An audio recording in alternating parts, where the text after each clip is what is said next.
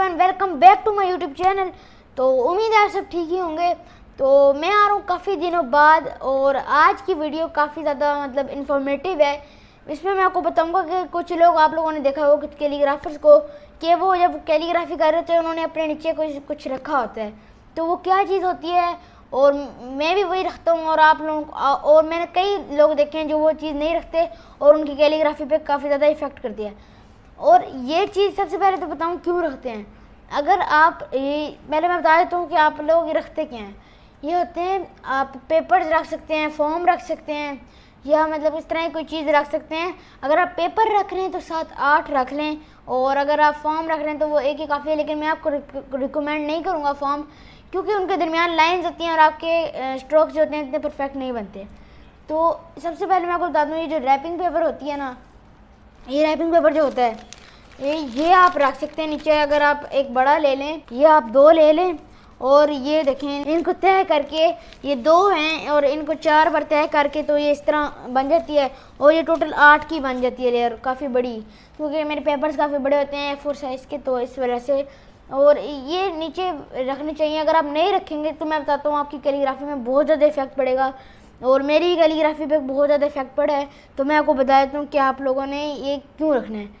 तो सबसे पहले बात ये करते हैं कि जब आप लिख रहे होते हैं ना, अगर आपके पास खाली इवन सरफेस है, अगर नीचे कुछ भी नहीं है, हार्ड सरफेस है, जैसे ये है, तो आपके जो लेटर्स हैं ना, वो जब आप कलम से लिख रहे होंगे तो दरमियान में कई जगह से छूट जाएगी इंक। कई जगह से कलम सही लगेगी नहीं पेपर पे, और कई जगह से खूबसूरती से बन नहीं पाएंगे लेटर्स आप, और आपको भी कंफर्टेबल फील नहीं होगा। तो ये जब आप रखेंगे, ये नीचे तक दब जाते हैं, थोड़ी देर थोड़ा सा नीचे तक दब जाते हैं, तो आपके स्ट्रोक्स कलम से पूरे लिखे रहते हैं, और जितने mm की कलम हो, और काफ़ी परफेक्टली लिखे रहते हैं, और काफ़ी कंफर्टेबल आप फील करते हैं। तो मैं जो रखता हूँ ना, मैंने आपको बता दिया वो मैं क्या चीज़ रखता हूँ, और इससे कैलीग्राफी में आपका काफ़ी ज़्यादा फ़र्क पड़ेगा।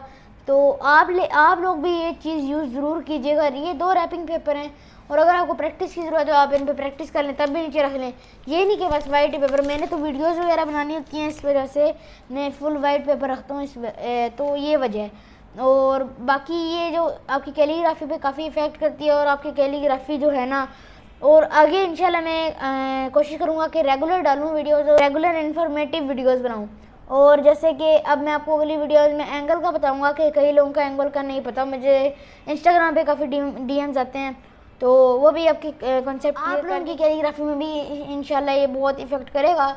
और बाकी तो आप पे डिपेंड करता है कि राइटिंग आप लोगों के हैंड्स में होती हैं, तो इस वजह से ये इतना मैटर तो करता है, लेकिन इतना भी मैटर नहीं करता कि अगर आपकी 0% है तो आपकी 90% और बढ़ जाएगी। हाँ, 40-50% बढ़ सकती है, लेकिन 90 इतनी। बाकी जो है आपकी वो हैंड का है, बाकी क्या आप वो कैसे मूव करते हैं। और अगर आपको कोई लेटर भी नहीं लिखना आता, आप बिल्कुल बिगनर हैं, तो आप मेरा ये प्लेलिस्ट है कैलीग्राफी कोर्स की, तो आप वो देख सकते हैं। और उसमें मैंने आपको एक लफ्ज़ सिखाया है, वो थोड़ी सी पुरानी हो गई है, लेकिन मैं इंशाल्लाह कोशिश करूँगा एक और बाद में, जब कुछ महीनों बाद मैं बनाऊँगा वीडियो जिसमें मुझे परफेक्ट शेप्स आ गए हैं। मेरी कैलीग्राफी पहले से माशाल्लाह से बेहतर हो चुकी है। जब मैंने यूट्यूब शुरू किया था मुझे इतनी अच्छी नहीं थी, लेकिन अब माशाल्लाह से काफ़ी बेहतरी आई है। लेकिन हाँ, अब भी कुछ गलतियाँ आती होंगी, लेकिन पहले से बहुत ज़्यादा बेहतर है। तो अब आप लोगों को मैंने ये बता दिया। अब आप लोग जुगाड़ के लिए क्या क्या लगा सकते हैं, मैं आपको बता देता हूँ। अगर आपके पास रैपिंग पेपर अगर आपके पास नहीं है तो वैसे ले सकते हैं, लेकिन मैं आपको बता देता हूँ, जो प्रिंटर शीट्स होती हैं नॉर्मल जो होती हैं, फोटोस्टेट वगैरह में यूज़ होती हैं, वो आप 9-10 रख लें, बहुत हैं। और अगर आपके पास ये है तो आप रख सकते हैं, और अगर आपके पास शाइनी पेपर है तो आप वो भी रख सकते हैं। बस कोई भी चीज़ नीचे रख लें, बस ये हार्ड सरफेस नहीं होनी चाहिए, बाकी और थोड़ी सी नरम सरफेस हो, ताकि नीचे थोड़ा सा दबे और वो लेटर्स आपका खूबसूरती से लिखा जाए। तो आज की वीडियो में इतना ही, और इंशाल्लाह मिलेंगे किसी और नेक्स्ट वीडियो में। अपना बहुत ज़्यादा ख्याल रखिएगा, और ख्याल तो रखिएगा, लेकिन एक मेरा भी ख्याल रखिए, लाइक करिए और सब्सक्राइब ज़रूर करिए। और thank you so much for 100 subscribers. अब तो 109 हो गए हैं, तो इंशाल्लाह एक दिन 1000 भी पार करेंगे। तो इस तरह सपोर्ट दिखाते रहिए। इंशाल्लाह मिलेंगे नेक्स्ट वीडियो में। अपना बहुत ज़्यादा ख्याल रखिएगा, दुआ में याद रखिएगा। अल्लाह हाफिज़।